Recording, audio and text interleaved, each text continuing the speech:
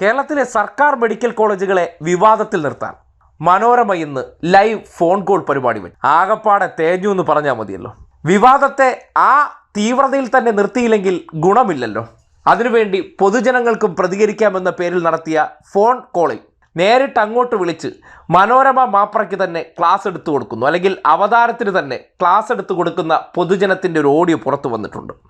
ദീപു ഗോപാൽ എന്ന വ്യക്തി നേരിട്ട് വിളിച്ചിട്ട് സർക്കാർ മേഖലയിലെ 5% പ്രശ്നത്തെ ഉയർത്തിക്കൊണ്ട് 95% നശിപ്പിക്കാനുള്ള പരിശ്രമത്തെ വേരോടെ പിടിച്ചപ്പോൾ അവതാരത്തിൻ്റെ ഒഴിവ് കഴിവുകൾ കൂടി കേൾക്കണം. അത് നിങ്ങളുടെ അനുഭവമായിരിക്കും. നാട്ടിലുള്ള പാവപ്പെട്ടവരുടെ എല്ലാം ഭൂരിപക്ഷ അഭിപ്രായം നല്ലതാണ്. ഒരു ന്യൂനപക്ഷ വിഭാഗങ്ങൾക്ക് പ്രശ്നമുണ്ട്. അത് വച്ചുകൊണ്ട് ഒരു സിസ്റ്റത്തെ മുഴുവൻ തകർക്കാൻ വേണ്ടി ഇറങ്ങി പുറപ്പെട്ടവർക്ക് ജനങ്ങളിൽ നിന്ന് കിട്ടുന്ന മറുപടി ദേ ഒന്ന് കേട്ടെ. കേൾക്കാമോ? സൗണ്ട് ഭയങ്കര കുറവ് പോലെ. അല്ലെ, പിന്നെ നിങ്ങൾ ഈ ആശുപത്രിയിൽ എന്തെങ്കിലും കുഴപ്പമുണ്ടോന്നാണ് ചോദിക്കുന്നത്. പക്ഷെ എന്റെ അനുഭവം പറയാനാണെങ്കിൽ ഇന്ന് രാവിലെ ഞാൻ ഞങ്ങളുടെ അടുത്തുള്ള പ്രൈമറി ഹെൽത്ത് സെന്ററിൽ പോയതാ. അപ്പൊ അവിടെ ചെന്നപ്പം 2 ഡോക്ടർമാരാണ് ഉള്ളത്.